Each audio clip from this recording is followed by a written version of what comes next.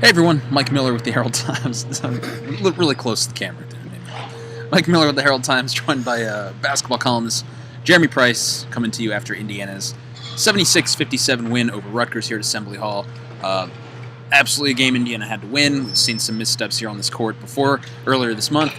You needed this game. Indiana got it. And they got it in a way that maybe you might not expect, even against the Rutgers. Shot wasn't necessarily falling, but they didn't turn the ball over too many times and actually got some steals the other way on defense, too. So, with that, Indiana heads on the road to Penn State on Wednesday, a game, or a site which we have come to understand is a very weird place to play.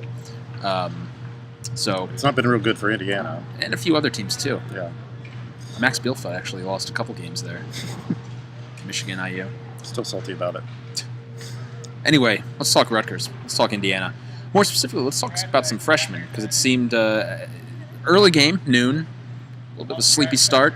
I'm not saying the time had anything to do with it, but it was not the start Indiana needed or wanted until about midway through the period when we saw a lineup, I believe, of three freshmen: Devontae Green, Curtis Jones, Deron Davis, OG Anunoby was out there, and who was the fifth? I should have known this. Let's see, Davis, Green, Jones, OG, and Block? Johnson. Robert Johnson. That's what it was. Yeah. That was the lineup that really provided a spark for Indiana. Just really, really strong play from Devontae Green in particular, who took over the point guard duties. I think he finished plus 15 on the day. Josh Newkirk was a 0 in the plus minus. But all told, it was just the kind of play that Indiana needed from a guy like that who he can drive. He's a pretty solid defender for a freshman. Certainly some room to grow there too. But he really, you kind of wrote about this for your column. He was the kind of guy who came in and gave Indiana exactly what it needed, both offensively and defensively. Yeah, I like the tone, the edge that Devontae Green brings to the game. He's a defense-first minded kind of guy. He's not necessarily a shot hunter as far as offense goes. As a matter of fact, I get the feeling he would just as soon make a nice pass, preferably no look or behind the back or something snazzy if he had his preferences. But defense is kind of his thing, and just the pressure he puts on the ball, made a huge difference against Corey Sanders, who had 7 points and an assist in those first 6 minutes, and then had 1 point and 1 assist over the next 6 minutes once Green entered the game. So I think that sort of set the tone, and then you had OG, who had a big day, 7 steals, tied for fourth most in IU's single-game history. And really, we kind of saw, I thought, maybe Indiana's optimal defensive lineup at one point in there. I think at one point Blackman was in with that group as well, and then Curtis Jones came in. Curtis Jones / Robert Johnson with the three freshmen and OG. Arguably Indiana's best defensive lineup. You could make a case for Juwan Morgan somewhere in there, but some variation of that group, I think, is this team's strongest defensive lineup. And to go back to those first 6 minutes, not to completely gloss over those, because it's easy to gloss over that given what happened after that, but a little bit concerning that this team once again came out just flatter than a pancake at the start of a game. And this is becoming a regular occurrence for this team now. Nebraska, Wisconsin, today's game against Rutgers. It's just not a way you can start a game. You can't just sleepwalk your way through a game, and you can't just assume that if things aren't going offensively, because the defense that first 5-6 minutes was just atrocious, awful, pitiful. Pick your adjective. It was that. And so kind of my question is, at what point, or is there a point where maybe Tom Crean wants to send a little bit of a message about the way this team starts games by putting some of these guys that have defense as a mindset in to start a game and start the game with a defensive attacking mindset instead of waiting till Indiana's down 6, 7, 8, 10 points every night?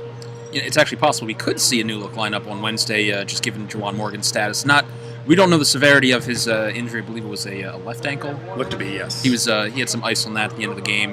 No update on that, but it could necessitate some changes coming this week. And as we saw today, and as you mentioned, maybe that's not the worst thing, just kind of given the recent starts this team's had.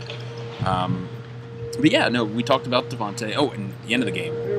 Yeah, the end. Can't forget that. Yeah, as good as Devontae's beginning of the game was, the end of the game not so much.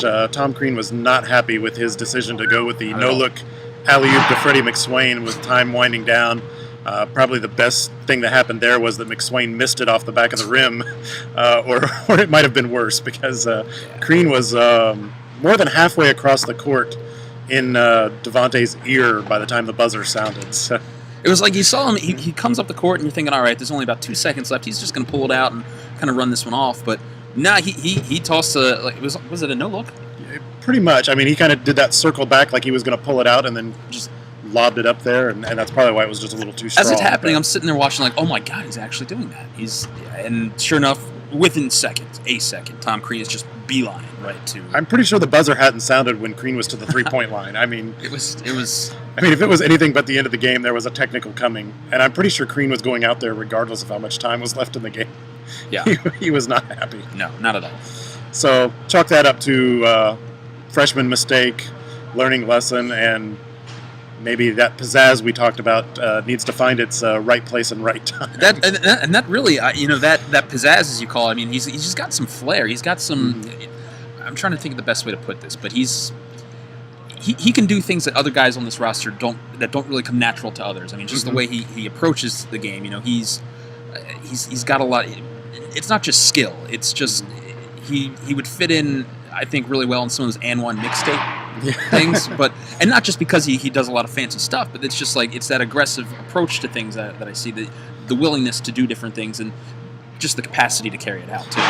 But what gives him the potential to be so effective for this team is that he combines that with a pretty good basketball IQ. He understands the game, especially on the defensive end. He understands where he's supposed to be. Offensively, he understands where other guys are supposed to be, which gives him the ability to make those passes. I mean, when Indiana's in transition, if you're asking me who's the guy that I want the ball in the hands of in transition, Devontae Green's probably at the top of the list for this team because he seems to have the best read on where guys are going to be, where they're filling the lanes, where that drop pass is going to be, whether it's behind him, to the right, to the left, the lob, whatever. So, and for that reason, I think I'm not the only one who's probably in the Devontae Green fan club, more Devontae Green, maybe a little less Josh Newkirk, but we've been slowly seeing a shift in that direction, I think, over the last few weeks. I think Newkirk played 24 minutes today, Green played 15.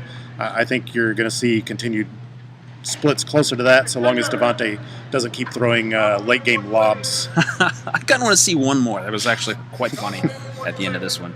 A lot of Devontae Green talk today. James Blackman Jr. finished with a game-high 16 points, 0 for 8 from three-point range, so he's finding his shots in other ways, got to the free-throw line a couple times. And really, again, to kind of go back to the beginning, not a great shooting day for Indiana, but in various different ways, they found the shots that were there and took advantage of those. Yeah, anytime Indiana's going to shoot 4 of 22 from the three-point line and win a game by 19 points, that means they were doing a lot of other things right, and in this case, defensively. Now, we'll give Rutgers a fair share of the credit for that because they weren't very good. It's a terrible offensive team. It's just they don't shoot well. Like we said in our preview video yesterday, they can offensive rebound a little bit. This is actually the first time all season Indiana was out rebound. It was 38-29. It was like an 8-1 margin to start the game the first 4 minutes or so. But that's really what Rutgers does. They miss a lot of shots and they rebound a lot of them too, and that's about that. Yeah. But Indiana finished with 14 steals. I think that's a season high. It is. Most under Crean in the conference game. Yeah. So, and then another six block shots in addition to that. So, 14 steals, 6 block shots shows an activity level, at least defensively. Whether the opponent was quite up to par or not, at least some effort was being made there. And keep in mind, again, most of that was in the last 34 minutes because it certainly wasn't there in the first 6. Right. So from here, we're back on the road Wednesday night at Penn State, 7 o'clock tip at the Bryce Jordan Center. Strange place to play. Actually, I think Penn State's a little bit punchier this year. I like some of their young players that they got. Actually, a couple of them, Tony Carr and Lamar Stevens, were firmly on IU's radar. Tom Crean really wanted Lamar Stevens. I know that for sure. So that'll be an interesting game. It's a very big game. You kind of look at the schedule moving forward and say, all right, you probably should win a game at Penn State. But again, it's a better team under Pat Chambers. I won't say Pat Kennedy. Where's Pat Kennedy? Anyway, not Florida State. So it's a big week for Indiana. You're on the road to Penn State. It's an important game, and then you come back, and you're looking at must-win situations again with Michigan State coming in. You got to win these games at home now, and you got to find a way to win some road games. Absolutely. I mean, you look at the schedule. There isn't a road game left that you go, oh, that's an Indiana win. Mm-hmm. I mean, you look at this game at Penn State is probably among the most winnable. Maybe at Michigan's winnable. Late in the season, you got Ohio State, Iowa, maybe winnable. But I mean, until this team wins a game on the road, I hesitate to say anything's a winnable game on the road. This was the last of the gimmies, the softest opponent remaining on Indiana's schedule by far. They got the win they needed. Onward. So with that, That'll do it for we'll us. sign off. See you in State College.